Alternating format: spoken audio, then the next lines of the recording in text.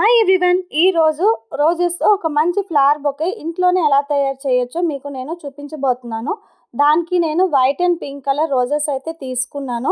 ఊదెత్తులు, ఒకవేళ ఊదెత్తులు లేకపోతే చీపురు పుల్లలతో కూడా చేయొచ్చు. రిబ్బన్ ఇలాగ థ్రెడ్ తోటి తీసుకున్నాను అనమాట. థ్రెడ్ దానికి కట్టాను ఊదెత్తులకి సపోర్టివ్గా.